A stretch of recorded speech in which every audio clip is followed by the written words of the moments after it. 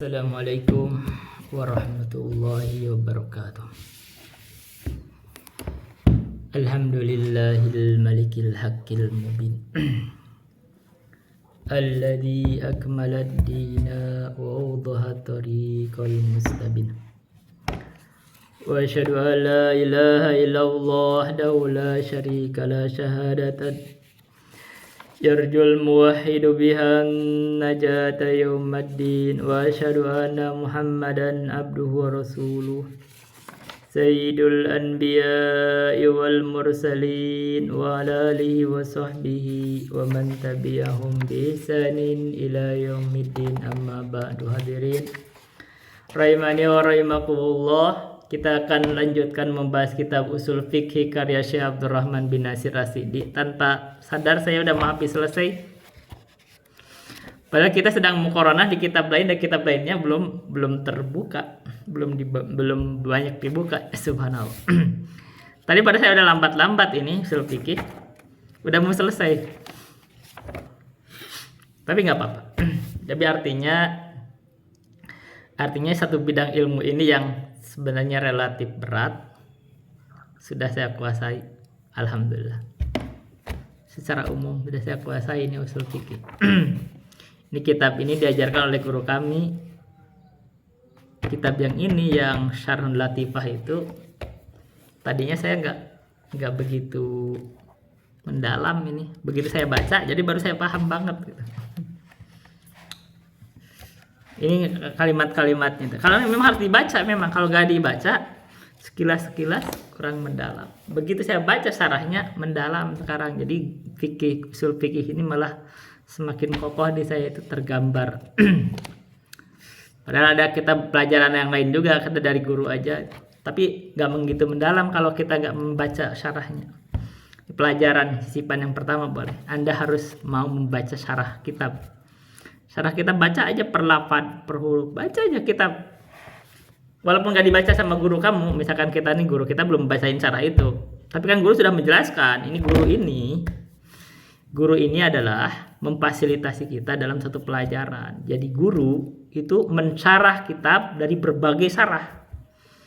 Kita ini untuk memperdalam lagi, baca syarahnya satu kitab aja baca. Ini salah satu Syarhul Latifah. Ini ternyata membuat kokoh nih. Saya ini menjadi lebih kokoh. Dan usul fikih ini saya belum hafal. Belum ada kitab usul fikih yang saya hafal. Ini baru saya baca aja. Ada Usuluddin dari Safwatul Zubar saya hafal. Tapi bagian usul fikihnya sedikit.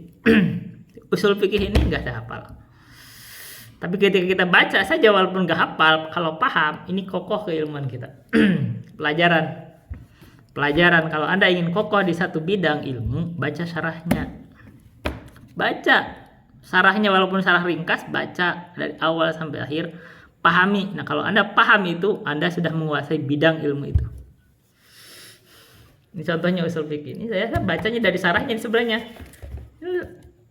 Risalatul Latifah, tapi yang baca saya syarahnya. Ini sayanya pemahaman dari syekh yang mensyarah kita paham. Di setiap ilmu begitu. Kita setelah baca matan, apalagi kalau kita hafal matan, baca syarahnya. Itu ada tambahan-tambahan tuh. Misalkan ini sisipan nggak apa-apa, sisipan belajar ilmu. Kita belajar jurmiyah, kita hafal matan jurmiyah, baca syarahnya. Satu aja. Nah, sekarang saya yang paling bagus ini syarah jurmiyah sekarang namanya Al-Kafiyah, itu dari Pakistan. Bagus itu isinya. Jadi isinya itu dari mana-mana itu banyak bagus. Tapi yang terbagus juga yang termasuk bagus adalah syarah jurmiyah, termasuk syarah sebenarnya dari Al-Ustaz Aceng Zakaria Al-Muyassar.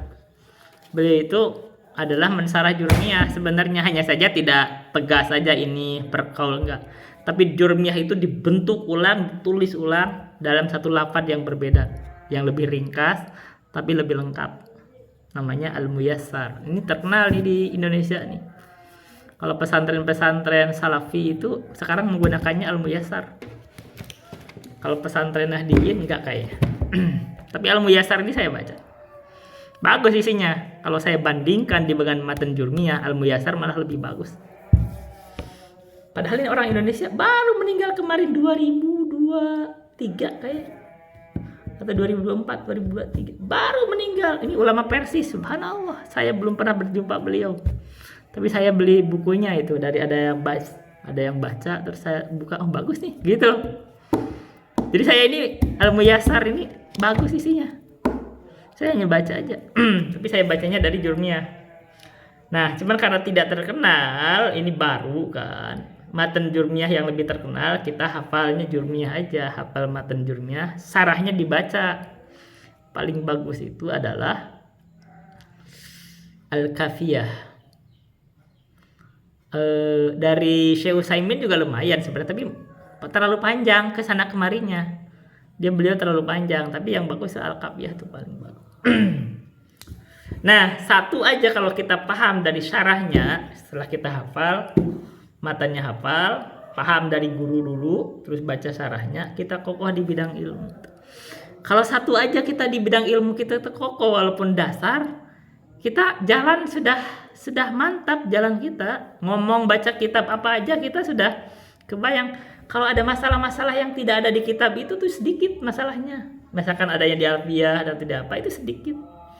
Gitu, masalahnya sedikit, itu ada tambahan aja nanti. Kita baca aja, yang lain itu cukup baca aja. Qatrun nada baca aja.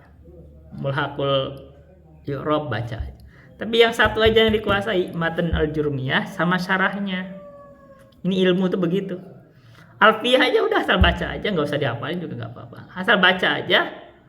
Kalau kita sampai hafal Alfiyah dan syarahnya paham, itu udah jago ya, mana sudah emang.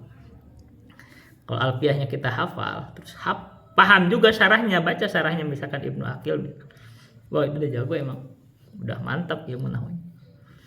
Tapi ya itu nggak dibaca semua, nggak kita pakai terus-terusan tiap yang bacain yang paling seringnya itu ada di Jurmiyah. Udahlah, nggak usah tinggi-tinggi, karena ilmu ini luas. Ilmu ini luas sebenarnya. Kalau kita terlalu tinggi di satu bidang ilmu, mungkin dianggap bagus, tapi kurang di sisi lain, habis waktu kita. Ini umur kita tuh berapa? Umur kita nih kalau menuntut ilmu, apalagi efektifnya kalau kita misalkan di pondok pesantren nggak begitu lama, kita harus pilih tuh ilmu-ilmu dasar yang paling penting. Tapi memang ilmu ini juga harus dikuasai secara terus-terus belajar, jangan berhenti gitu loh. Kita diulang, di apa? Mutalaah. Kita sisipkan kedua. Bentuk mutalaah ilmu adalah dengan mengajarkannya. Jadi kalau kita membuat pesantren, mengajarkannya di masjid atau di mana, itu bentuk. Nah, saya ngalamin di sini 24 kitab saya baca, itu semakin mendalam begitu. Dan bentuk juga di sini ketika saya membuka pelajaran di YouTube ini, yang saya share ke Facebook dan TikTok. Tapi yang pokoknya di YouTube sebenarnya ini memperkokoh ilmu. Ini kalau perhatikan ilmu saya ini sekarang isinya itu sebenarnya di YouTube, tapi yang di YouTube yang nonton sedikit. Ini yang nonton semua, cuman total semua view katanya, nggak tahu benar atau salah. Kayaknya salah deh, gak mungkin. Masa cuma 126 orang ya? Gak mungkin itu salah. Tapi kalau saya perhatikan di TikTok, 2 video itu udah dilihat 50.000 orang. Gitu. TikTok ini luar biasa. Nah, kenapa kita ngelihat view? View itu artinya banyak orang yang menonton kita, melimak, nanti ilmu kita tersebar. Tapi TikTok ini ada masalah ya. Apa yang kita sampaikan di TikTok itu banyak terpotong, begitu juga di Facebook Reel itu terpotong. Itu konteksnya itu akan kemungkinan hilang. Jadi kalau Anda nggak paham dengan apa yang ini tuh terpotong-potong, wajar. Saran saya kalau ada video terpotong di Facebook atau di TikTok, Anda kembali kepada YouTube Mamatul Himmat, simak semuanya, insya Allah lebih jelas. Setelah Anda begitu, Anda kurang paham, ingin memperjelas, Anda masuk ke grup, ada grup di Facebook namanya Mamatul Himmat, konsultasi dengan Ustadz Mamatul Himmat. Anda bergabung di situ. Anda boleh tanyakan. Nah, kita bawa di situ diskusi lebih mendalam secara keilmuan. Kalau komentar-komentar gitu lah iseng-iseng aja itu. Biarin aja, kadang ada yang apa-apa terserah lah, ada yang mencela, mau apa, itu terserah, kita bebas. Saya tuh jarang mensensor sebenarnya, silahkan aja. Anda mau mencela saya juga silahkan, membantah saya silahkan. Tapi kalau bantahan-bantahan gitu kita nggak begitu anggap. Tapi kalau Anda mau membantah secara ilmiah, masuk di grup Facebook saya. Tanyakan, boleh membantah, boleh bertanya. Begitu. Ini sisipan keberapa? Yang kemarin ini saya itu ada video yang kemarin itu saya buat. Belum sempat saya bagikan di Facebook dan di TikTok. Tapi sekarang saya bagikan secara ringkasannya aja. Tiba-tiba terhapus gitu, maksudnya saya mungkin ketekan gitu.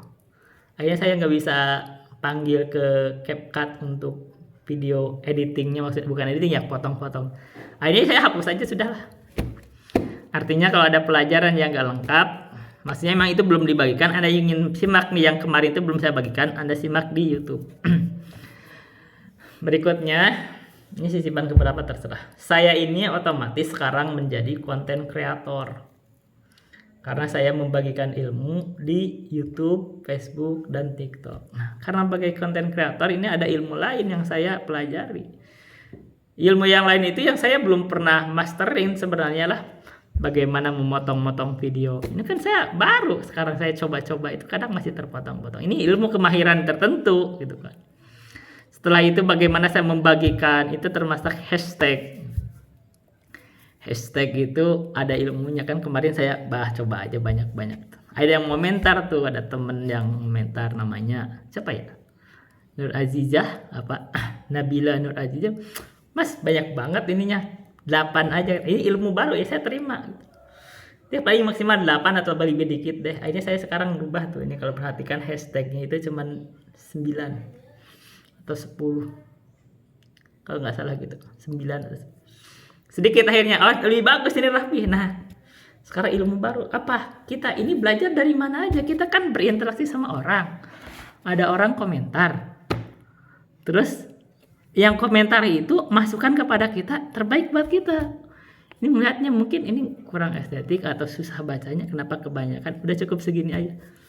Nah ini kan ilmu nih, nah ini pelajaran. Kita ini harus menyerap ilmu dari mana aja. Ini yang membuat kita ini menjadi maju itu kalau senang mendengar ilmu. Orang masukan diterima, nggak usah marah. Kenapa marah sama orang yang ngomong sih? Ini masalahnya nih. Kenapa kalau ada ngomongin sama kamu nasihat, kamu marah? Kenapa? Padahal itu menyelamatkan kamu. Mungkin kamu ada kekeliruan. Kalau kamu mendengar, kamu akan lebih maju lagi gitu. Dalam segala hal, tidak semua orang itu ingin menjatuhkan kita, enggak. Enggak semua orang itu jahat sama kita, enggak. Ada yang baik, ada yang tulus gitu loh. Nah, ucapan-ucapan tulus dari orang lain, nasihat-nasihat yang tulus diterima gitu loh. Dan ini salah satunya ini temennya orang saya belum kenal tapi berteman gitu, namanya Nabila Nur Azizah. Terima kasih saya sampaikan. Jadi komentar itu hashtag ini kalau bisa sih gak usah terlalu banyak. Tapi katanya hook ya, saya nggak paham ya istilah. Saya jujur aja nih, Facebook saya sudah hapus lama itu. Dulu tuh saya sudah hapus. Dan saya menyesal juga menghapus ya, kalau saya dulu aku lanjutkan dengan nama asli sendiri itu. Muhammad Rohimat. Tapi kalau saya hapus, akhirnya saya pakai Pekebun Milenial. Namanya apa sih? Padahal pakai nama saya sendiri kan lebih bagus. Orang lebih kenal nama saya, pakai foto saya. Udah saya hapus. Ya udahlah. Di Twitter juga di ban permanen. Saya gak ngerti kenapa di ban permanen. Nama saya itu. Akhirnya ya di Twitter namanya Pekebun Milenial ya. Kita perlu hati-hati juga ya. Kita ini kan ada di suatu tempat yang ada ulil amri. Apa ulil amrinya? Allah berfirman, atiullaha wa atiur rasula wa ini sisipan keberapa boleh. Kita harus taat kepada ulil amri. Ulil amri kita adalah kalau di media sosial adalah itu tuh pemilik Facebook itu, pemilik Facebook, Mark Zuckerberg, gitu. Pemilik TikTok, ByteDance. Dia itu punya kebijakan. Di X ada Elon Musk. Ya sebenarnya dia kalau mau nutup kita tutup bisa tuh. Nah, artinya akhirnya kita juga tetap juga harus taat kepada ulil amri. Dimana kita mau ngotot-ngotot gimana dia yang pemiliknya. Kalau Anda mau menggunakan sini, Anda ikuti kebijakan di sini. Udah, akhirnya kan saya gak ngerti kenapa saya dihapus juga di ban permanen itu di Twitter. Saya appeal juga gak ngebahas, gak ini udah di ini juga. Gak ngerti saya. Ada ucapan apa saya gak ngerti itu. Saya gak bisa muncul. Kalau di Facebook saya hapus permanen, saya yang menghapus. Dia dari ini, saya yang menghapus. Kenapa? Karena saya merasa di zaman Pak Jokowi kemarin itu ada kriminalisasi. Dan saya tuh nggak senang dengan kriminalisasi, karena orang itu kalau dicari, kejar kesalahan, apalagi di media sosial, per huruf, per kata, pasti ketemu, pasti dapat. Dan saya nggak, masa sih kita mencari-cari kesalahan orang ya? Allah sendiri kalau Allah mau mencari-cari kesalahan manusia, bakal dapat semua. Tapi kan Allah itu apa? Pemaaf kan? Ini pentingnya memaafkan. Kita tuh masa semua masalah akhirnya kita kejar kepada hukum. Undang-undang ini, undang-undang itu. Masa begitu cara berpikir? Enggak begitu. Banyak hal yang kita abaikan, banyak hal yang kita maafkan. Banyak orang kadang salah ucap, banyak kan begitu. Tapi yang dilihat orang itu adalah secara umumnya itu orang itu baik atau tidak gitu. Secara orang tuh bisa melihat maksud orang, isi ucapannya. Gak setiap lapan kadang ada salah ucap langsung bad, enggak juga. Ini nggak benar kalau gitu caranya. Orang itu nggak gitu. Dan begitu juga kita memandang manusia. Manusia itu gak mungkin tidak ada salahnya sama sekali. Gak mungkin tidak pernah salah ucap sama sekali. Guru nih, gak mungkin guru kamu tidak pernah salah ucap sama sekali. Apalagi misalkan baca kitab, tidak pernah salah harokat sama sekali. Wah, itu gak mungkin itu. Udah gak mungkin itu. Ada kadang salah baca gitu loh. Jadi kalau Anda mau mencari yang gak sama sekali, salah ucap sama sekali, gak salah, kamu gak akan bisa bertemu orang gitu. Bertemu berguru juga gak bisa gitu. Kita itu, ini kita mungkin gak tahu sisipan keberapa ya. Ketika berinteraksi sama orang itu memang kadang-kadang lebih banyaknya kita memaafkan orang dari kesalahan. Kecuali terlalu parah banget. Kalau terlalu parah ya ya mungkin kita hanya kurangi pergaulannya, karena orang tuh beda-beda. Ada orang sama kita itu memandang dengan kacamata normal, yaitu adil. Ada yang memandang kepada kita dengan kacamata kebencian. Ada yang orang memandang kepada kita dengan kecintaan. Kalau orang yang memandangnya itu memang benci sama kita, ngomong apa aja kita akan salah. Udah pasti itu. Kita nih salah, ngomong apapun bakal disalahin. Kalau orang dia sudah benci sama kita, kita baik pun sama dia itu ucapan-ucapan indah buat dia itu kayak, maaf bahasa kasar, kayak iya kan? Ini ucapannya kayak tai. Kenapa? Karena dia udah benci. Ucapan-ucapan indah aja bagi kita. Ucapan indah, keluar ayat keluar, dia pakai nganggap ini kayak kotoran. Kenapa? Pandangannya benci.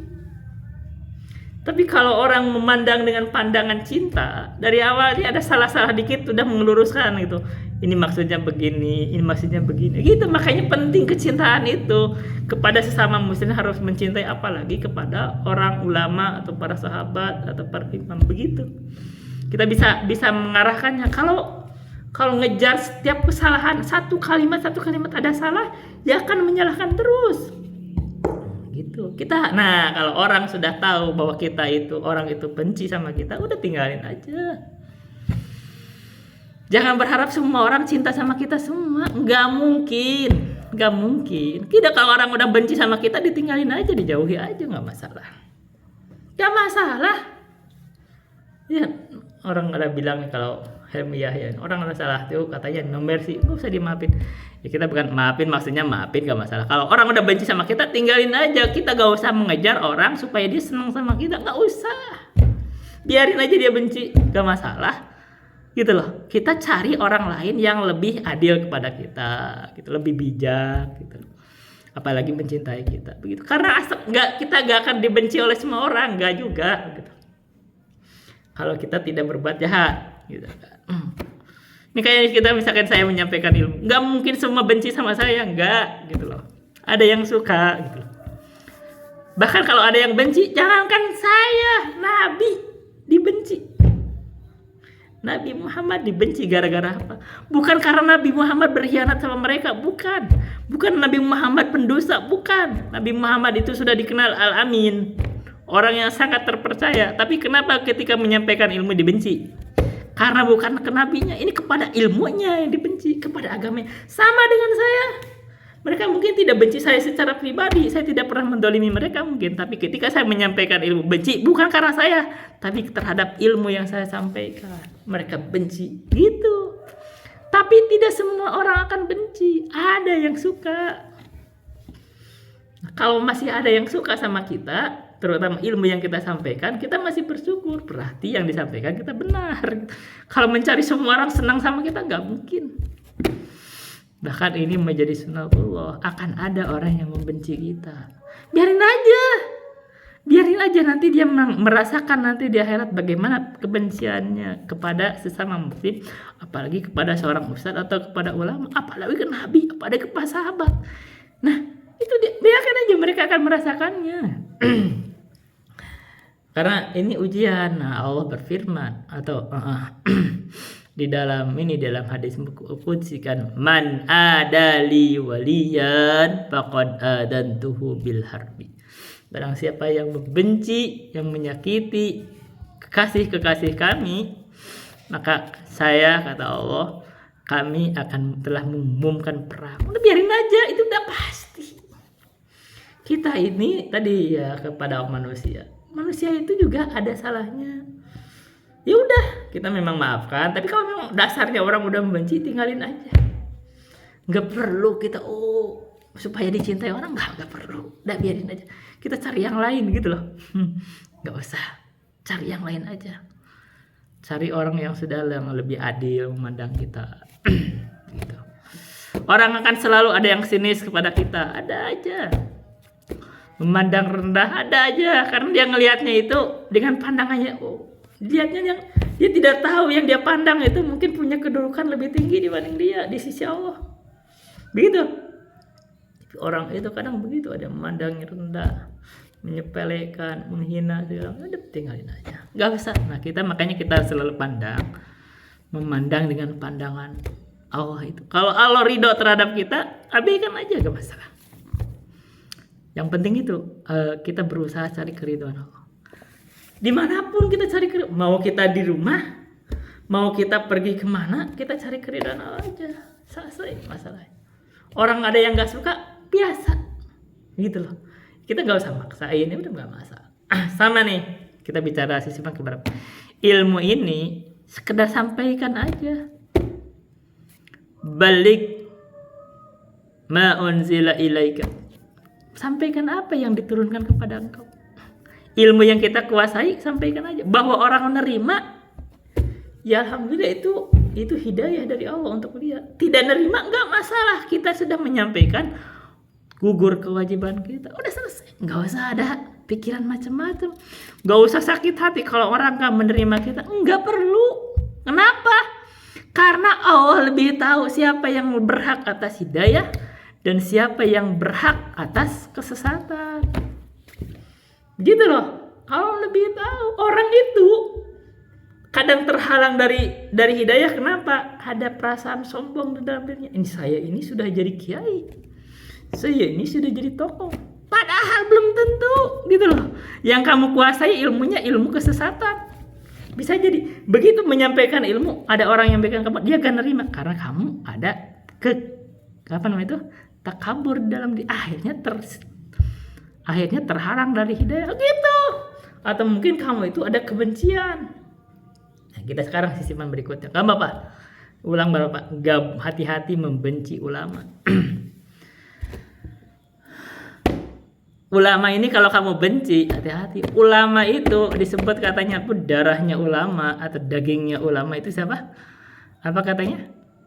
Katanya itu beracun. Sekarang ini kalau Anda perhatikan, ulama-ulama yang paling dibenci itu satu. Itu jajaran paling pertama adalah Muhammad bin Abdul Wahab. Disebut Abdul Wahab, Wahabi. Kamu baca nggak kitab Muhammad bin Abdul Wahab? Baca dulu dong. Jangan asal membenci-benci aja. Nanti kamu nangis nanti di akhirat kalau kamu kagak baca dulu terus membenci. Baca dong. Kalau saya sudah 10 kitab saya baca. Muhammad bin Abdul Wahab bukunya saya baca. Saya nggak merasa ada masalah itu.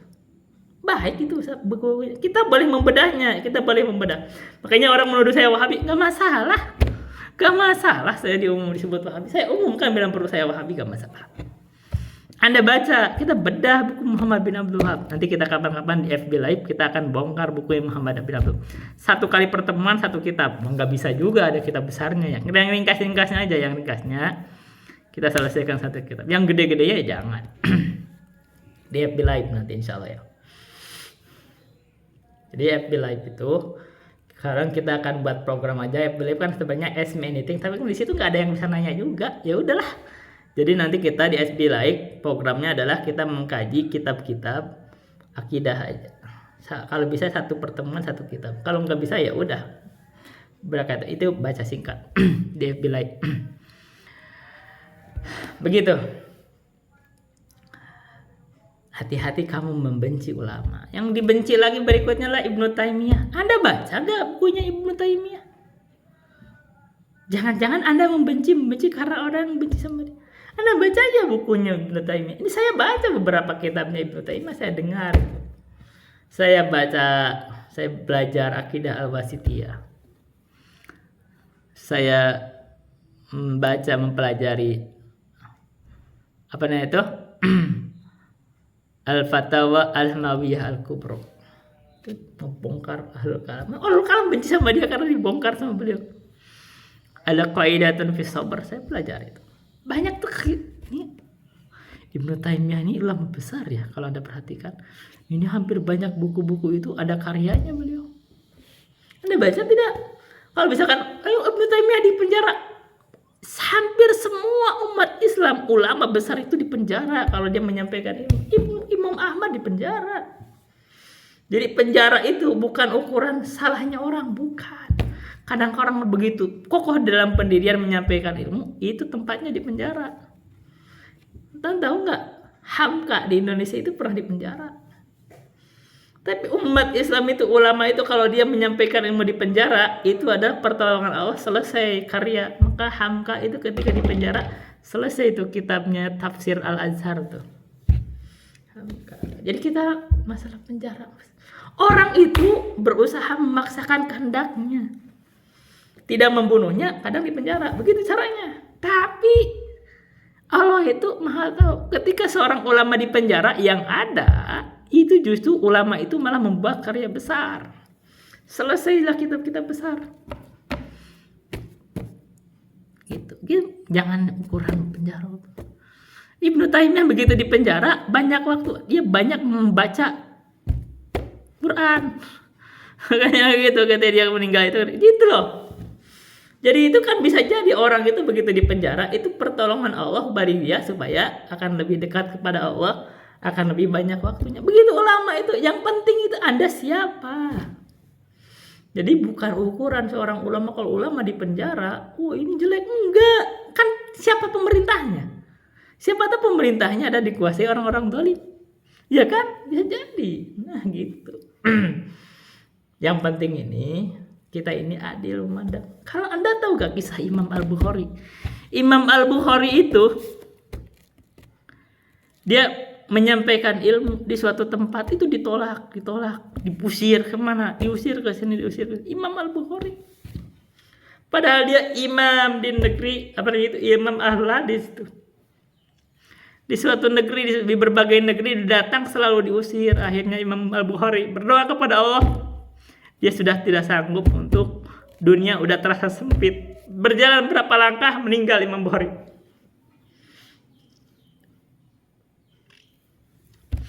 Anda harus tahu itu.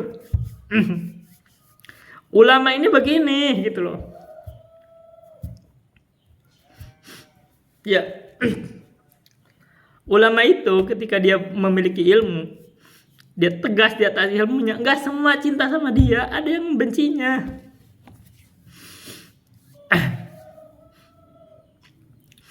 Begitu ya. Ini Imam Al-Bukhari. Kurang apa? Ilmunya tinggi. Kita sekarang menjadikannya imam. Dia imam yang pertama di ulama al-hadis. Sampai kitabnya Sahih Al-Bukhari itu jadi kitab yang paling sahih setelah Al-Quran. Tapi Anda tahu tidak bagaimana Imam Al-Bukhari itu hidupnya itu, tahu gak?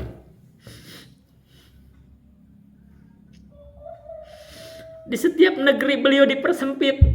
Kenapa? Ada orang-orang yang hasad kepada dia. Iya kan? Ada orang-orang hasad. Ingin menutup dakwahnya Imam Al-Bukhari. Ingin mempersempitnya.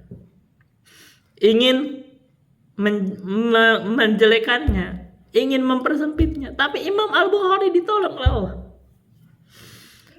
Selesai, umurnya udah selesai, tapi karyanya dikaji sampai sekarang. Itu Imam Al-Bukhari, karyanya dikaji.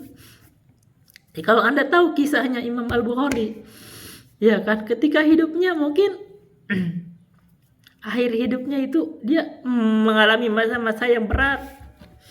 Itu tadi bawa dia pergi, hanya bawa kitab, karya-karya dia, tulisannya dia segala macam sambil mengarang kitab segala. Setiap datang diusir, setiap datang diusir, setiap datang diusir.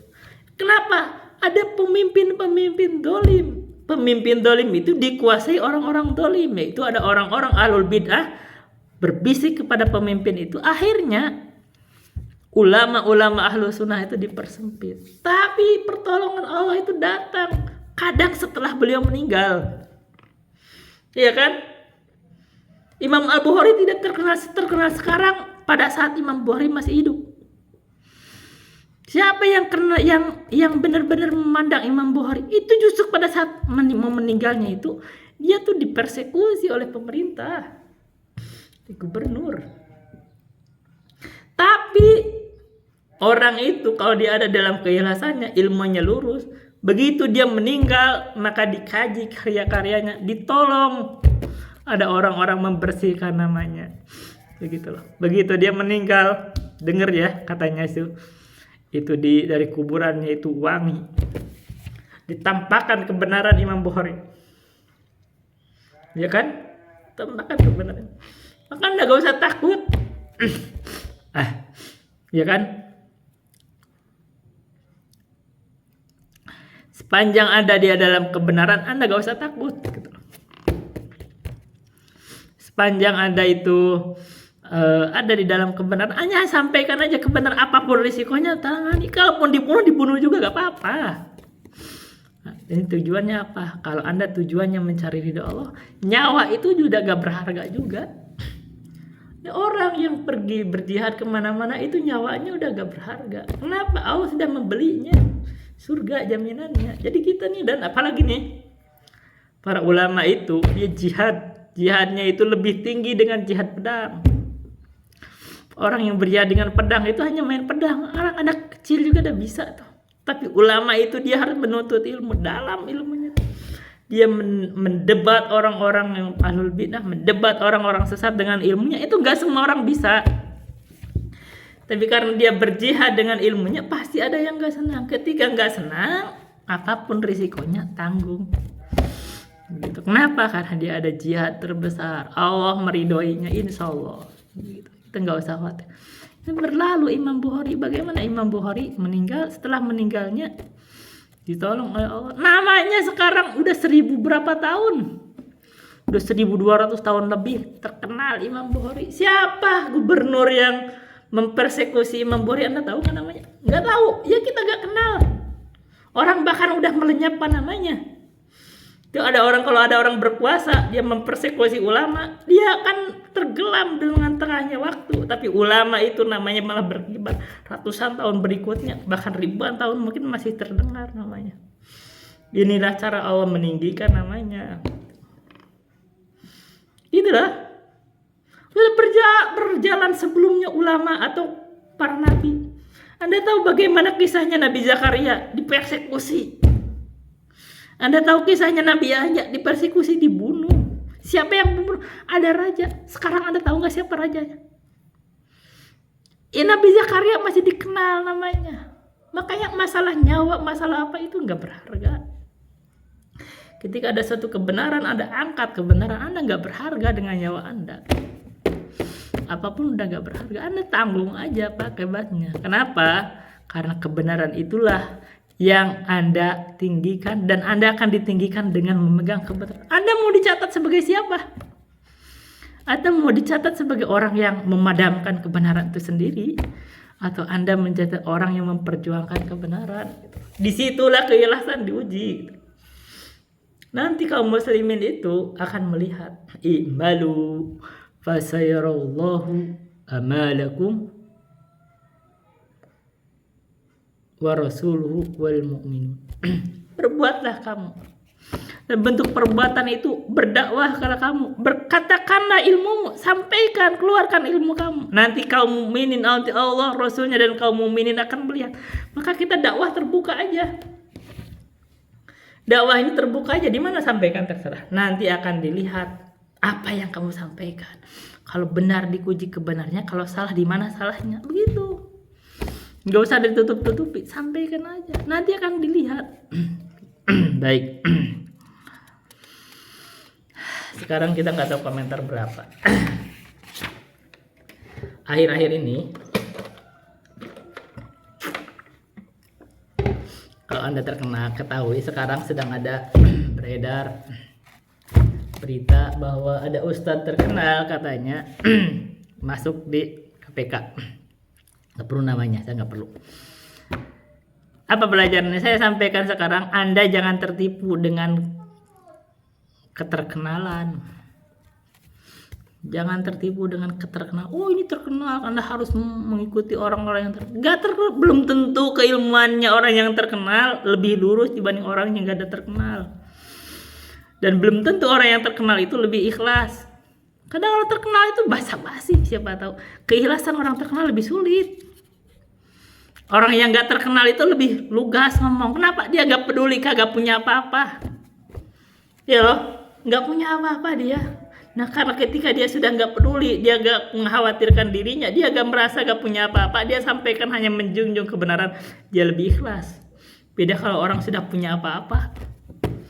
Beda orang punya terkenal, punya follower banyak, dia takut ngomong apapun, takut follower kabur. Ya kan, takut gini-gini.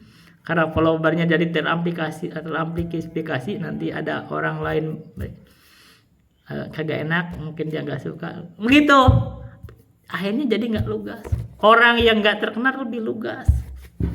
Makanya ilmu itu kadang lebih lurus dari orang yang tidak terkenal. Maka ini pelajaran, kamu jangan tertipu oleh ketenaran. Sebenarnya juga ya kalau kebetulan terkenal ya nggak mungkin, itu bentuk pertolongan Allah juga, ilmu tersebar. Tapi Anda pastikan dulu ilmunya benar. Kalau Anda salah terus terkenal, dosa malah semakin banyak. Gitu. Dan nggak tahu sih bang, manusia itu tadi ada salahnya. Kadang-kadang ada salahnya. Kenapa bisa salah ya? Banyak faktornya. Saya sekarang sisipan berapa saya sebutin. Hati-hati dengan ketamakan. Kadang-kadang orang itu jatuhnya itu kan tamak. Tamak dengan harta, tamak dengan kedudukan, tamak dengan perempuan. Ya manusiawi, kadang kita senang sama ini, senang sama ini. Perempuan juga sudah punya istri, senang sama ini, sama sana ini, suka lagi gitu. Harta sudah cukup, udah banyak perusahaan, harta banyak, masih bikin gini-gini, menghalalkan segala macam cara, masih suap sana, masih suap sini, begitu kan? Korupsi sana. Ini kenapa pejabat pada korupsi? Apa mereka kekurangan? Ini kalau pejabat korupsi, tanya, mereka kekurangan? Enggak, kurang lah. Kalau Anda kelaparan, Anda mengambil harta orang sedikit, kadar menjaga nyawa dimaafkan kadang-kadang. Tapi suatu saat kan, tadi mari kita contohkan kemarin, walaysa wajibun bilaktidari walam haramun matiror itu. Tidak diharamkan itu maksudnya dibantah. Sebenarnya saya membawa kaidah fikih dari asli, maksudnya tidak diharamkan, tapi bagi dia khusus, dia tidak haram walaupun ada hal yang dilanggar sama dia. Artinya dibolehkan. Contohnya kalau kamu ada di suatu gunung, Anda kelaparan di situ, kagak ada makanan, ada singkong orang lain Anda ambil, sekedar makan sedikit, menjaga nyawa, dimaafkan. Ketemu orangnya Anda bayar gitu loh. Kalau nggak ketemu, lagi orang terlalu pelit banget. Iya kan, kalau ada orang kelaparan di situ, mau kelaparan, terus itu ada harta di situ juga di bumi Allah gitu, sedikit diambil gitu. Masa pelit banget gitu. Daripada kehilangan nyawa. Nah kalau ketemu, kemungkinan akan diridhokan, nilainya gak seberapa gitu loh.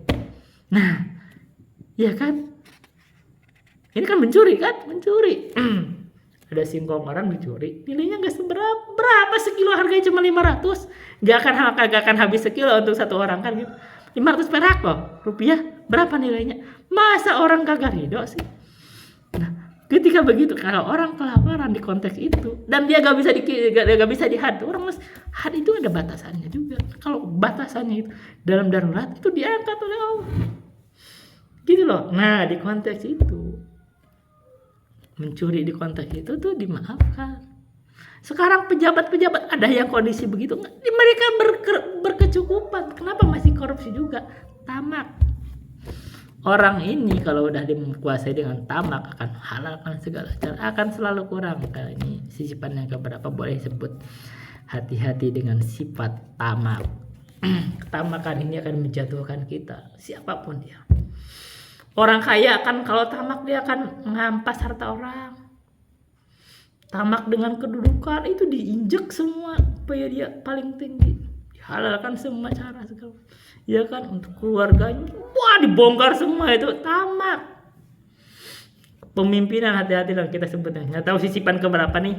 Hati-hati dengan kepemimpinan. Ini adalah fitnah terbesar umat ini. Ya, kalau orang itu berambisi dengan kepemimpinan, maka itu akan menjadi fitnah buat umat Islam. Bertikai, kadang berperang karena menumpahkan darah. Ini bantahan terhadap Syiah. Syiah itu menjadikan kepemimpinan itu ambisi utama. Ini Syiah. Makanya dia di masanya ada imamiyah itu membahas keimaman. Ahlus Sunnah tuh nggak mikirin kepemimpinan. Ahlus Sunnah itu tidak. Kita itu diperintahnya itu bukan berambisi kepada kepemimpinan. Kita diperintahkan itu taat kepada pemimpin. Tapi kalau dia ditakdirkan jadi pemimpin, terima. Tapi dia bukan mengejar kepemimpinan. Anda cek tuh sikapnya Hasan bin Ali radhiyallahu anhu. Itu dia sudah jadi pemimpin, begitu tahu ada maslahat buat umat, maka dia rela mengorbankan. Ya silakan, tapi bersama. Begitu loh. Ini sifat kita ini, jangan terlalu ambisi terhadap kepemimpinan. Karena pemimpin itu puncak tertinggi. Puncak tertinggi itu artinya kepemimpinan. Kalau orang mengejar di situ saling mengalahkan, akan saling membunuh. Gak usah ambisi di situ. Ambisi harta aja yang ini kadang banyak masalahnya. Ambisi perempuan aja kadang banyak yang di kedoliman berlaku, apalagi kepemimpinan. Itu udah pasti itu fitnah terbesar, ambisi kepemimpinan. Ambisi kepemimpinan ini menjangkiti bukan hanya orang bodoh, bukan menjangkiti orang-orang. Ini orang-orang yang ulama, orang-orang yang berilmu. Ini kadang fitnahnya di sini, ambisi kepada ingin paling ditokohkan, ingin paling hebat, ingin paling memimpin. Ambisi. Hati-hati dengan ambisi, terutama ambisi kepemimpinan. Gitu loh. Terus tapi kita sisipan berikut. Ada satu bentuk tamak yang dibolehkan.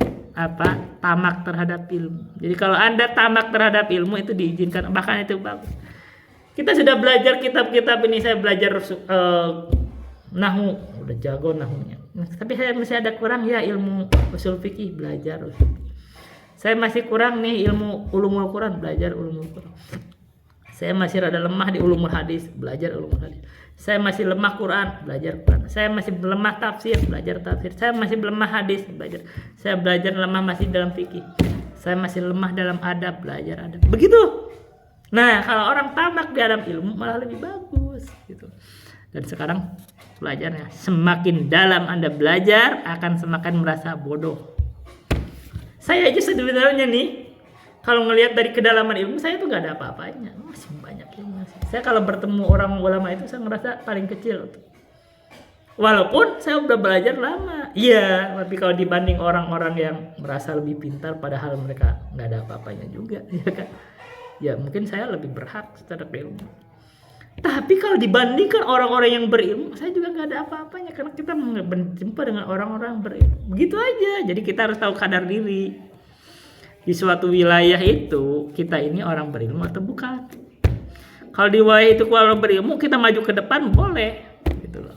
Dan memang layaknya orang yang paling berilmu di suatu tempat dia maju ke depan untuk menegakkan ilmu. Tapi di wilayah sempit aja kita nih. Saya ini wilayah sempit yang bloknya hanya 5 rumah. Yang ke masjid, ke musola sempit, malah kecil yang datang cuma 1-2 rumah. Ada orang merebut kewilayahan tempat kami musola pengen tiba-tiba jadi imam dari orang lain. Saya aja kadang ini orang kalau kena di orang lain pasti ribut. Saya aja udah saya mengalah, ya udah terserah kamu. Kita pahala di mana-mana ada. Musola dijadikan diror gitu, udah saya nggak perlu ke musola. Ngapain kalau musola jadi diror? Iya kan? Nabi aja nih masjid yang diror itu dibubarin sama Nabi itu. Tapi ya udah, masa kita membubarkan masjid, masa kita menghancurkan masjid yang dibangun keluarga kami, enggak, ya udah biarin aja. Kalau kamu maksa, kita kan membuat diror. Kenapa? Karena terlalu apa? Terlalu kasar mainnya. Ya udah, kamu kok bagi kamu mungkin merasa menang gitu. Bukan merasa menang, kita nggak senang ribut gitu. Di wilayah yang sempit, blok cuman 5 rumah, musola kami yang bangun. Orang luar tiba-tiba pengen menguasai demi kepentingan ambisi politik pasti. Iya kan? Saya orang nggak senang ribut, ambil aja, masa kita ibadah di rumah juga bisa. Ya kan? Apakah kamu mau merebut kepemimpinan di rumah saya sendiri gitu? Saya imam jadi imam terus rebut supaya kamu mengimami istri saya gitu? Mau gitu juga sampai ke rumah pribadi kalau perlu. Begitu banget. Kita beragama bisa di mana aja. Gitu loh. Santai aja, kita hanya nggak senang ribut aja. Kita kan banyak mengalah segala macam karena nggak senang ribut, karena keributan itu tampak bukti kebodohan. Kalau mau diskusi dilayanin gitu. Saya sekarang sedang diskusi, nggak apa-apa sekarang sih Pak Bro. Saya ngobrol sama, ngajak diskusi sama, termasuk dianggap berilmunya, tapi ya namanya diskusi, kenapa harus membuat syarat-syarat? Katanya harus bawa rokok mil katanya kalau mau diskusi sama. Ya saya nggak layani, ngapain sih? Saya rokok aja saya haramkan, kok kenapa harus bawa rokok sama dia kalau mau diskusi? Anda kalau mau diskusi sama saya ini belajar lebih 35 tahun. Dan saya nggak diskusi sama Anda. Itu bukan saya menyerap ilmu dari Anda. Saya mau membantah Anda dari kekeliruan Anda, yaitu ilmu kalam. Kalau mau terima, silahkan terima. Enggak masalah. Tapi saya sudah menegakkan hujah dan saya sudah sampaikan di Facebooknya, saya kirimkan. Anda kalau mau diskusi udah lewat Facebook aja, nggak masalah, biar terbuka. Ya walaupun misalkan bercanda, misalkan bawa rokok, ya saya nggak suka juga. Maksudnya saya tuh nganggap rokok itu haram juga gitu loh. Anda boleh merokok depan saya masih menghargai gitu, nggak masalah. Saya masih menghargai gitu kan. Banyak orang di sini. Ini orang-orang di sini kan merokok semua. Ustadz yang kagak ngerokok cuman saya di sini. Ya gitu. Jadi tapi saya masih menghargai, tapi saya nggak mungkin bawain rokok misal gitu loh. Gitu. Jadi kalau Anda diskusi sama saya, menghemat waktu belajar Anda, karena saya sedang menegakkan hujah. Kagak nerima gak apa-apa juga, kita gak akan masalah. Tapi saya sudah tegakkan hujah. Di akhirat ditegakkan, depan Allah saya akan katakan ini keliru. Anda kenapa kagak mau nerima? Kenapa misalkan saya baru tahu, kenapa kamu gak mau mendengar? Ini ada ustadz di kampung Anda menyampaikannya, kenapa kagak mau mendengar? Karena di depan Allah akan saya katakan ini keliru. Ilmu kalam ini keliru. Asy'ariyah ini keliru. Yang benar adalah ilmu akidah dari akidah al-hadis. Kemarin saya bacakan ibaratnya ya. Tapi saya bacakan lagi dari ibaratnya. Abu Hasan al-Asy'ari berkata, ini dalam Maqalat al-Islami yang karya Abu Hasan al-Asy'ari, saya ulang lagi gak masalah karena kemarin saya tidak saya tampilkan, biar saya sebarkan gak masalah. Abu Hasan al-Asy'ari berkata begini, qauluna alladzi naqulu bihi wa diyanatuna alladzi nudinu biha. Ucapan kami yang kami berucap dengannya, dan agama kami, maksudnya ketentuan atau agama kami yang kami beragama dengannya adalah at-tamassuku bi kitabillah, yaitu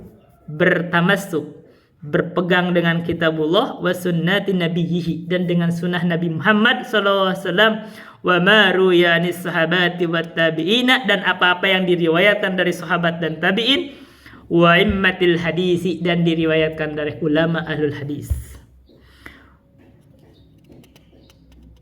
Wa nahnu bidzalika mu'tasimuna, dan kami terhadap hal tersebut kami berpegang teguh. wa bima kana alaihi Ahmad bin Hanbalin, dan dengan apa yang dibawa yang diajarkan oleh Ahmad bin Hanbal, nadarallahu wajhahu, semoga Allah memperindah wajahnya, wa rafa darajatahu, dan Allah mengangkat derajatnya, wa ajazala mathubatahu, dan Allah membesarkan pahalanya. Qailuna, ulama ahlul itu berkata, waliman khalafa qawlahu mahjubuna,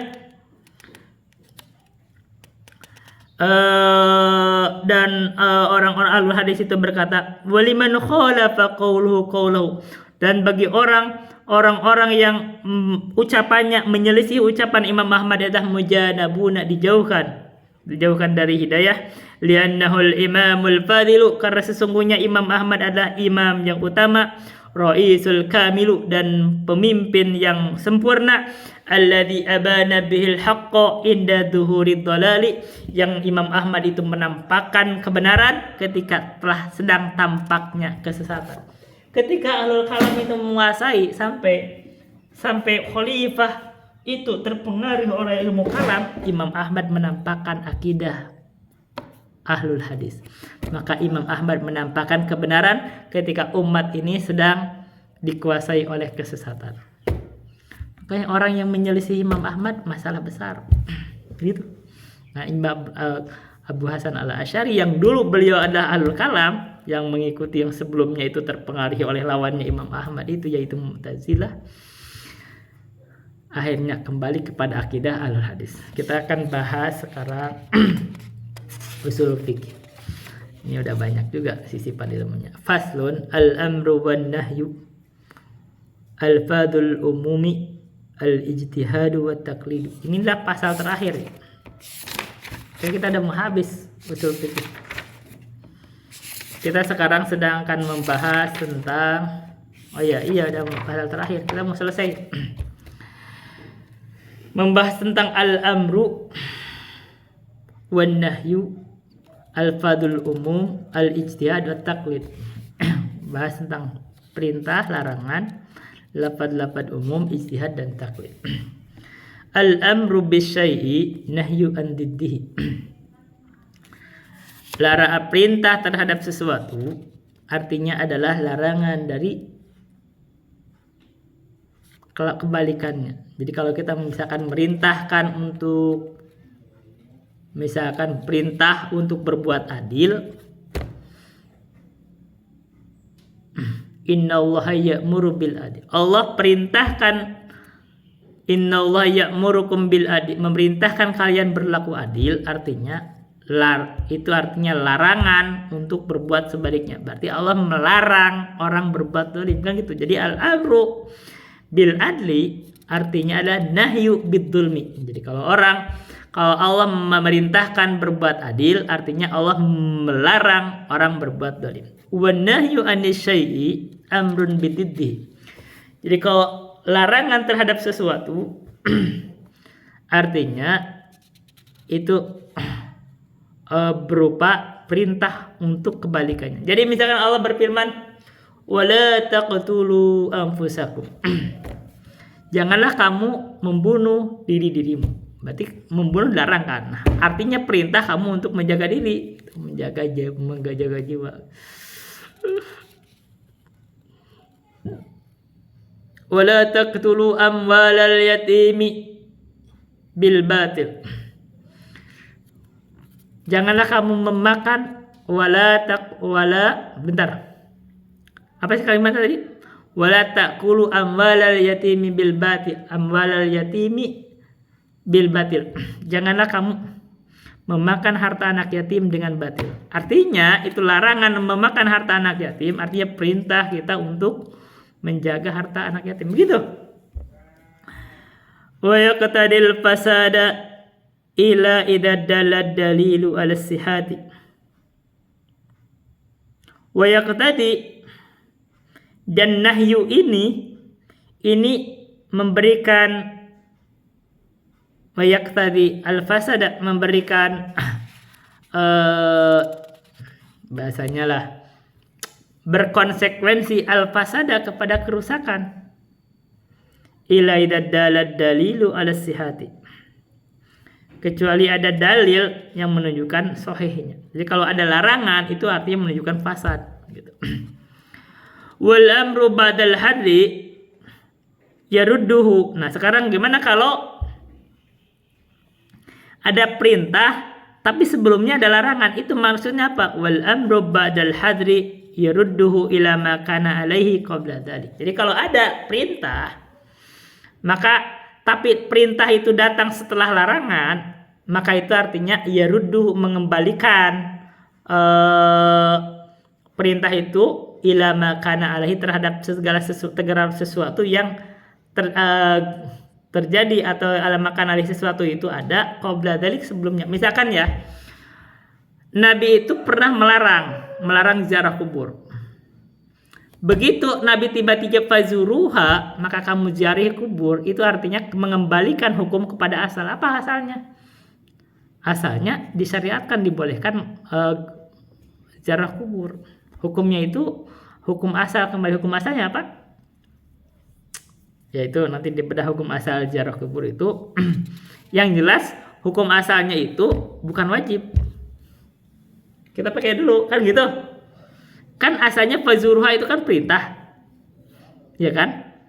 Nah, kalau asal perintah itu kan wajib, tapi karena ini datang setelah larangan, berarti hukumnya itu mengembalikan kepada hukum asal, dan hukum asalnya bukan wajib.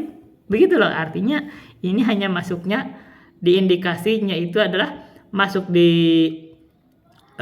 sunnah atau mubah atau boleh, gitu hukumnya itu, nggak sampai wajib. Karena kalau wajib fazuruha itu kan berarti asalnya perintah kan, berarti wajib, berarti semua orang harus ziarah kubur gitu. Enggak. Nah, karena itu perintahnya itu adalah datang setelah larangan, maka hukumnya hanya mengembalikan kepada hukum asal. Hukum asalnya itu bukan wajib. Hukum asalnya itu hanya di kisaran kalau tidak sunnah mubah. Tapi kan asalnya Nabi melarang. Nah, asal larangan apa? Haram. Asalnya kan larang, haram. Asalnya. Begitu sama Nabi menjadi diubah jadi perintah, maka keharaman itu dibatalkan, menjadi dikembalikan ke hukum asal. Hukum asalnya apa? Ziarah kubur, tidak sampai derajat wajib. Yang amannya aja gitu aja. Nah, di mana kemungkinannya? Ya, ini silakan bedah nanti kita bedah kapan-kapan ini pendapat-pendapatnya ulamanya. Tapi kemungkinannya dipastikan tidak sampai derajat wajib. Ini derajatnya itu hanya sampai di mubah dan di sunnah. Gitu. Kalau misalkan wajib, orang yang nggak ziarah kubur wajib haram dosa gitu, dosa semua. Enggak. Padahal sebelumnya ada larangan. Nah, pada saat dilarang itu haram. Tapi begitu larangannya dicabut, maka disuruh, artinya mengembalikan ke hukum asalnya itu, kembalinya bukan kepada wajib, tapi kepada itu kemungkinan hukumnya hanya dua, yaitu sunnah atau mubah. Baik, kita baca sekarang. Wal amru, baca sekarang dulu segitu. Ini baca aja, ya udah baca dulu nih. Udah sampai sini aja dulu. Hadal faslu min hadhir risalati yatadammanu adadan minal qawaid. Pasal ini dari risalah ini mengandung beberapa kaidah, atau terkandung padanya beberapa kaidah. Al-qaidatul ula, kaidah yang pertama adalah al-amru bisyai'i nahyun an diddihi. Jadi kalau kaidah yang pertama, kalau kita belajar usul fikih itu kita membuat kalau al-amru bisyai'i nahyun an diddihi. Ya, kalau minimal kaidah-kaidah ini kalau kita hafal, ingat, kalau Allah perintahkan sesuatu artinya kalau larang dari kebalikannya. Jadi kalau Allah perintahkan kita berbuat adil, artinya Allah larang kita berbuat zalim gitu. Wal muradu bididdaini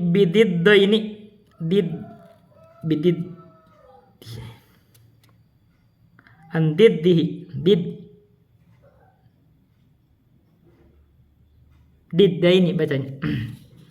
Yang dimaksud dengan biddaini ma la yumkinu ijtama'uhuma fi mahalin wahidin. Yang dimaksud dengan diddain adalah dua hal yang berkebalikan adalah ma la yumkinu, apa yang tidak mungkin, apa ijtima'uhuma, kumpul keduanya itu fi mahalin wahidin, dalam satu tempat. Jadi tidak mungkin kumpul antara siang dan malam misalkan. Nah itu berarti kebalikan. Nah sama, tidak mungkin kumpul antara keadilan dan kezaliman. Misalu dzalika, perumpamaan hal tersebut al-qiyam wal qu'udu fa innahuma diddani li'annahu la yumkinu an yakuna al-insanu qa'iman qa'idan fi waqtin wahidin. Perumpamaannya adalah berdiri dan duduk, maka sesungguhnya berdiri dan duduk adalah dudidzani, berkebalikan, dua hal yang berlawanan. Li'annahu, karena sesungguhnya la yumkinu, hu-nya itu dhamir syarat, la yumkinu, tidak mungkin, fa'ilnya an yakuna, terjadi, fa'il dari an yakuna al insanu, manusia itu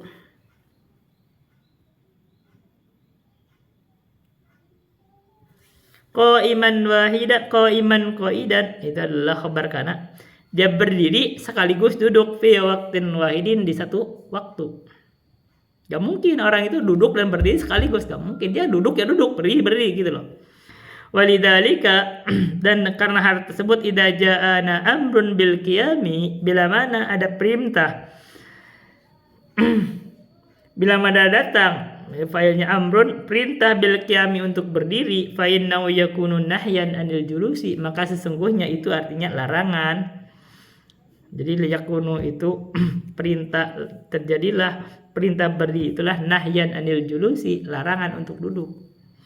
Faqulu sallallahu alaihi wasallam, maka sabda Rasulullah sallallahu alaihi wasallam, sholli qa'iman, salatlah kamu qa'iman, dalam keadaan berdiri. Fihi dalilun alal man'i min salatil insani jalisan, maka dalam hal ini adalah dalil tentang larangan dari salat manusia itu jalisan, dalam keadaan duduk. Jadi larangan kita salat duduk kalau kamu bisa berdiri. Ahdan min hadhil qaidati, dengan mengambil dari kaidah ini. Jadi kalau Nabi bersabda salat kamu dalam keadaan berdiri, artinya itu larangan untuk kita salat dalam keadaan duduk kalau kamu mampu. Al-qaidatu tsaniyatu, kaidah yang kedua adalah an-nahyu anis syai'i amrun bi ahadi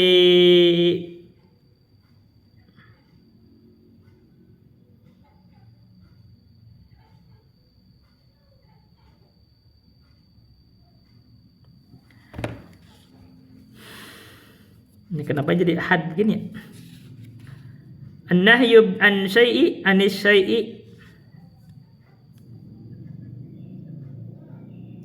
amrun bi ahadi al-dhadi. Jadi kalau larangan dari sesuatu artinya perintah untuk mengerjakan salah satu dari kebalikannya, begitu ya. Karena kalau di situ lah amrun bi diddihi aja, kenapa jadi pakai kata ahad? Ini saya agak masuk. Kita perhatikan dulu.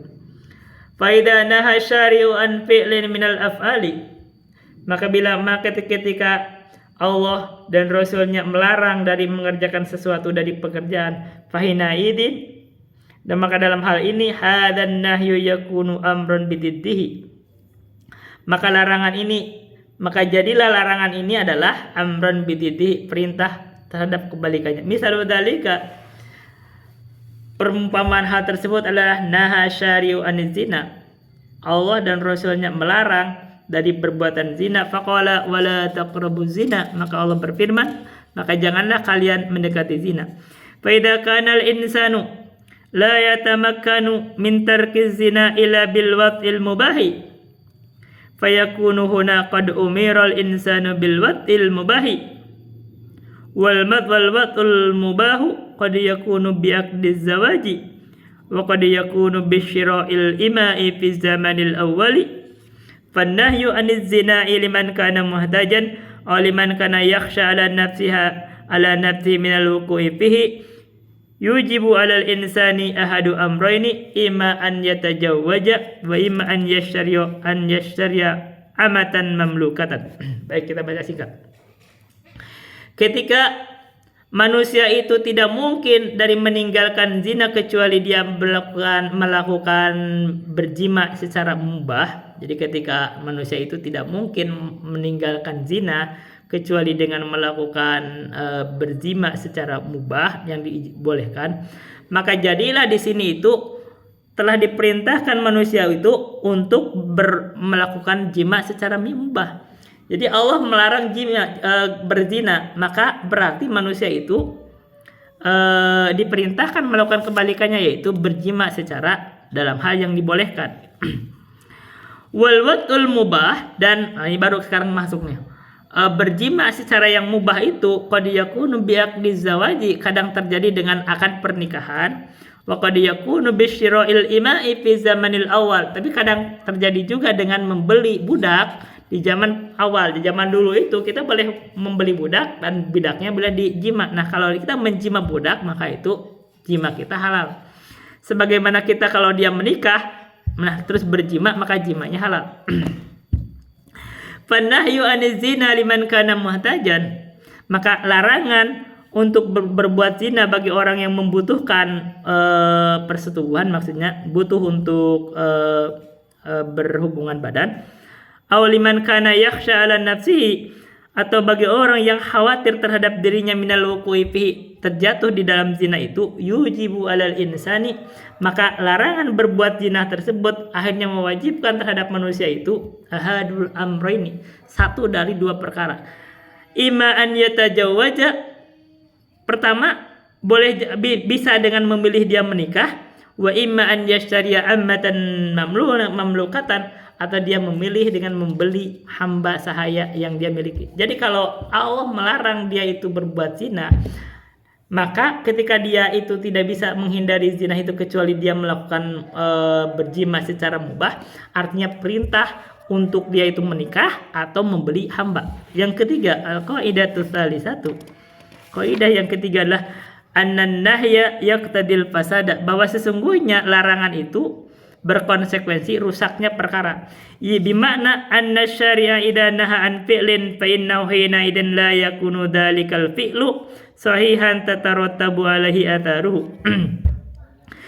Dengan makna bahwa sesungguhnya syari Allah itu atau Rasulnya idza naha an fi'lin, bila mana Allah melarang dari suatu perkara, fainahu, maka sesungguhnya hina idin, di kondisi itu la yakunu dzalikal fi'lu sahihan, tidaklah perbuatan tersebut itu merupakan perbuatan yang sahih, tatarattabu alaihi atharuhu, yang asarnya itu berkonsekuensi, maksudnya itu berakibat tatarattabu itu maksudnya itu ya lazim atau berakibat atau menjadi ini kalimatnya susah. Tatarattabu alaihi atharuhu, yang asarnya itu ya berakibat lah, maksudnya dianggap. Misal wadalika, kita contohnya. Misal wadalika, perumpamaan hal tersebut adalah nahyu syari' anis salati ba'da tulu'il fajri. Itu tabu alaihi itu membuat dia berpahala atau gimana? Kan dia rusak, dia tidak bisa dapat pahala gitu maksudnya. Contohnya nahyu syari', larangan Allah anis salati ba'da tulu'il fajri, dari salat setelah salat subuh. Jadi Allah melarang salat untuk ketika setelah melaksanakan salat subuh. Fa idza adal abdus salata ba'da tulu'il fajri takunu salatuhu fasidatan. Maka bila mana ada orang terus dia itu mengerjakan salat sunnah tanpa ada sebabnya gitu setelah salat subuh, maka jadilah salatnya dia itu fasidah. Fasidah itu rusak, karena dia fasidah maka dia tidak bisa mendapat pahala. Itu yang disebut tatarattabu alaihi atharuhu. Dia tidak bisa dapat pahala karena sudah rusak. Padahal sholat itu kan biasanya dapat pahala. Misalu akhor, misalu akhor, nggak apa-apa, kita dijadikan ini, jadikan mudhof. Pilih. Perumpamaan yang lain adalah nahyu syari'an saumin yaumal idi. Allah melarang dari puasa di waktu Id. Falau ja'ana insanun wa sawma qadu ramadhana fi yaumil idi kila hadas siyamu fasidun. Hadas siam atau hadas siami, kita jadikan hadas siam karena dijadikan badal. Maka bila mana datang kepada kita seorang manusia dan dia puasa qada di bulan Ramadan, fi yaumil idi, di hari Id, maka dikatakan kepada dia itu hadas siyamu fasidun, puasa ini adalah rusak. Kalau dijadikan mudhaf ilaih jadi hada siyami fasidun. Hada siyami berarti hada ini tapi kurang bagus. Bagusnya hada siyamu. Jadi jadikan badal. Hada siyamu puasa ini rusak. Li'annahu qad naha syari'u anhu. Karena sesungguhnya syari Allah itu telah melarangnya.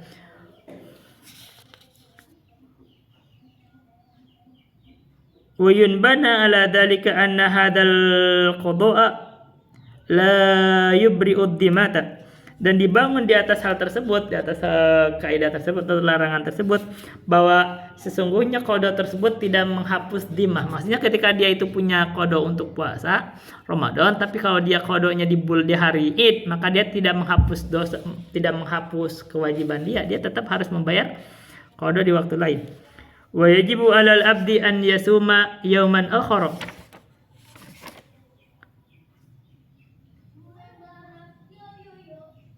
Yauman akhar. Dan wajib bagi hamba itu untuk berpuasa di hari lain. Li'ana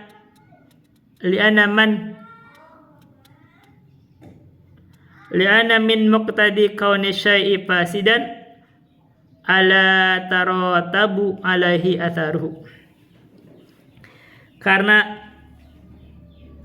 Karena sesungguhnya dari orang yang mengerjakan sesuatu yang rusak, maka ala taratabu alaihi atharuhu, maka tidak ada efek dari hal yang rusak itu. Misalkan dia berpuasa, puasa itu puasa qada tapi di hari yang dilarang, diharamkan, maka tidak ada efek dia menghapus kewajiban qadanya. Al-qaidatur rabi'atu. Kaidah yang keempat adalah al-amru ba'dal hadri yu'idul amru ala ma kana alaihi qabla dzalik. Perintah setelah ada larangan, maka itu artinya mengembalikan, perintah itu mengembalikan ala makana alaihi qabla dzalik, kepada sesuatu hukum sebelumnya. Jadi belum tentu ketika ada perintah tapi sebelumnya larangan itu tidak menunjukkan wajib, tapi hanya mengembalikan hukum kepada asalnya. Jadi seperti tadi Nabi melarang ziarah kubur, tiba-tiba merintah, maka itu tidak menjadikan ziarah kubur itu menjadi wajib karena ada perintah itu, tapi hanya mengembalikan hukum asal. Hukum asalnya jelas bukan wajib, yaitu bisa masuknya di sunnah atau di mubah. Paling di situ, tidak sampai ke derajat wajib. Ya, amannya begitu kalimatnya. Kita tidak mempertegas hukumnya. Faida mana? Fabida mana? Atau munia boleh. Fabida munia min fi'lin tsumma ba'da dzalika umira bihi. Bila mana seseorang itu dilarang dari mengerjakan sesuatu, kemudian setelah itu umira bihi, diperintah mengerjakannya, fa inna hadzal amra yu'idul hala ala ma kana laysa bikon. Maka sesungguhnya perintah ini hanya mengembalikan keadaan kepada apa yang terjadi sebelumnya, yaitu keadaan sebelumnya. Misal dzalika, perumpamaan hal tersebut adalah qala ta'ala, firman Allah Ta'ala, uhillat lakum bahimatul an'ami ila ma yutla alaikum ghairu muhillis saidi wa antum hurum. Allah berfirman, uhillat lakum bahimatul an'am, dihalalkan bagi kalian itu bahimatul an'am, hewan-hewan bahimah, itu illa ma yutla alaikum, kecuali yang dilarang, kecuali yang dibacakan kepada kamu, ghairu muhillis saidi wa antum hurum, selain orang yang menghalalkan untuk berburu dan kalian melakukan ihram. Kan asalnya itu bolehnya berburu kan gitu. Uhillat lakum bahimatul, boleh berburu asal jangan binatang yang diharamkan. Babi enggak boleh. Ghairu muhillis saidi wa antum hurum, tapi tidak boleh. Nah, ini berarti ghairu muhillis saidi wa antum hurum, berarti orang berihram tidak boleh berburu kan gitu. Berarti haram orang yang berihram itu berburu. Bagaimana kalau dia sudah tidak ihram? Sekarang fanaha anis saidi waqtal ihram, maka Allah larang dari berburu binatang yang boleh diburu, misalkan rusa atau gimana gitu, ketika beliau sedang ihram. Tsumma ba'da dzalika, kemudian setelah hal tersebut, qala wa idza halaltum fastadu, Allah berfirman, bila mana kamu sudah halal, maksudnya sudah tidak melakukan ihram, fastadu, maka silakan kamu berburu. Fastadu ini kan kalimat amr. Apakah amr di sini menunjukkan perintah gitu kita wajib berburu? Tidak. Tapi ini perintahnya artinya menunjukkan kembali kepada hukum asal, yaitu bolehnya orang berburu. Hukum asal berburu itu bukan perintah, bukan wajib, tapi boleh. Bukan berarti orang harus berburu semua, tidak. Tapi ketika ada perintah setelah ada larangan, artinya mengembalikan kepada hukum asal, yaitu boleh. Fastodu fi'lu amrin. Fastodu artinya fi'il amr. Fi'il amr itu artinya perintah. Fahadal fi'lu yu'idul amro ala makana alaihi. Maka perbuatan ini kembali. Fahadal fi'lu, maka fi'il amr ini adalah yu'idul amro, mengembalikan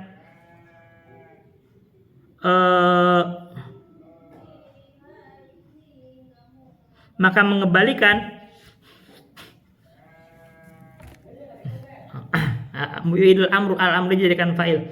Mengembalikanlah perintah ini ala makana alaihi, kepada hukum sebelumnya, yaitu hukum berburu itu boleh. Fa inna sayda qabla al-ihrami kana mubahan. Maka sesungguhnya berburu sebelum ihram itu hukumnya mubah, enggak sampai wajib. Fa ya'udul hukmu alal ibahati sabiqah. Maka kembalilah hukum itu kepada hukum sebelumnya, yaitu boleh. Wal amsilatu fi dzalika katsiratun. Dan permasalahan dalam hal ini banyak. Contoh-contohnya itu banyak. Sekarang kita kembali. Contoh lain misalkan. Misalkan di sholat Jumat. Sholat Jumat, bagaimana hukumnya sholat Jumat? Sholat Jumat ketika jual beli itu hukumnya apa? Boleh. Tapi begitu sudah mau ditegakkan sholat Jumat, maka Allah perintahkan kita meninggalkan jual beli. Allah perintahkan, ya ayyuhalladzina amanu idza nudiya lis-salati min yaumil jum'ati fas'au ila dzikrillahi wa darul bai'. Wahai orang-orang yang beriman, bila mana disuruh untuk mengerjakan salat di hari Jumat, maka bersegeralah untuk mengerjakan salat Jumat, wa darul bai', tinggalkan jual beli. Maka ada perintah untuk meninggalkan jual beli, maka melaksanakan jual beli ketika waktu Jumat dan kita sudah mau ditegakkan salat Jumat haram. Dzalikum khairul lakum in kuntum ta'lamun. Nah, tapi setelah salat Jumat selesai, fa idza qudiyatis salatu fantashiru fil ardi wabtagu min fadlillahi wadhkurullaha katsiran la'allakum tuflihun. Maka ketika salat Jumat sudah selesai, maka Allah katakan fa idza qudiyatis salat, maka bila mana salat Jumat sudah selesai ditunaikan, fantashiru fil ardi, silakan kamu berkeliaran di muka bumi. Maksudnya silakan jual beli, misalkan salah satunya. Wabtagu min fadlillah, dan carilah dari keutamaan Allah. Silakan kamu jual beli, silakan kamu cari keuntungan di situ. Wadhkurullaha katsiran la'allakum tuflihun, dan berzikirlah kepada Allah banyak-banyak supaya kamu beruntung. Nah, sekarang perintahnya setelah salat Jumat, Allah perintahkan silakan kamu berkeliaran di muka bumi. Pertanyaannya, itu perintah wajib tidak? Tidak. Kenapa? Karena perintah ini hanya mengembalikan kepada hukum asal bahwa jual beli itu mubah. Tidak berarti begitu orang setelah selesai sholat Jumat itu wajib keliaran semua, wajib berdagang semua, wajib enggak. Orang kalau mau di masjid, ada keperluan di masjid, silakan masih di masjid. Gitu. Hanya saja jual beli setelah beliau selesai sholat Jumat itu kembali kepada hukumnya, itu boleh, bukan wajib. Itu aja yang bisa saya sampaikan. Billahi taufiq wal hidayah. Assalamualaikum warahmatullahi wabarakatuh.